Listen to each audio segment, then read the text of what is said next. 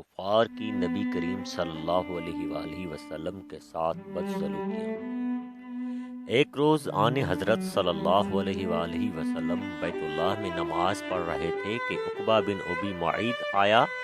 اور آتے ہی اپنی چادر اتار کر رسول اللہ صلی اللہ علیہ وسلم کے گلے مبارک میں ڈال دی اور پیچ در پیچ دینے شروع کر دیے۔ آپ صلی اللہ علیہ وسلم کا دم گھٹنے لگا۔ اتنے میں حضرت ابو بکر صدیق رضی اللہ عنہ کو پتہ چلا، وہ تشریف لائے اور دھکے دے کر اس سے معلوم کو ہٹا دیا۔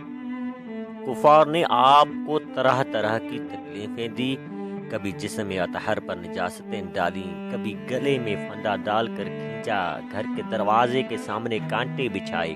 تاکہ صبح سویرے جب آپ یا آپ کے بچے باہر نکلیں تو کوئی کانٹا پاؤں میں چبھ جائے، گالیاں دی، قتل کے منصوبے بنائے، جسم اطہر کو لہو لہان کیا، قید میں رکھا، آپ صلی اللہ علیہ وسلم کے صحن میں پکے ہوئے کھانے پر غلاظتیں پھینکی،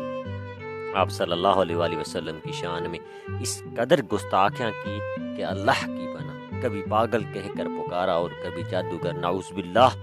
کبھی مذمم کہا اور کبھی شاعر اللہ کی پناہ۔ ابو لہب نے تو ایک مجلس میں یہاں تک کہہ دیا کہ محمد صلی اللہ علیہ وسلم تیرے ہاتھ مبارک ٹوٹ جائیں، نعوذ باللہ۔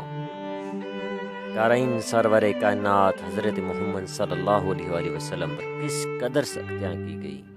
صرف و صرف دین کی بنیاد پر۔ اللہ تعالیٰ کا لاکھ لاکھ درود و سلام ہو آپ صلی اللہ علیہ وسلم پر اور ان کفار پر اللہ کی، فرشتوں کی اور تمام انسانوں کی لعنت ہو جنہوں نے آپ صلی اللہ علیہ وسلم کو پریشان کیا۔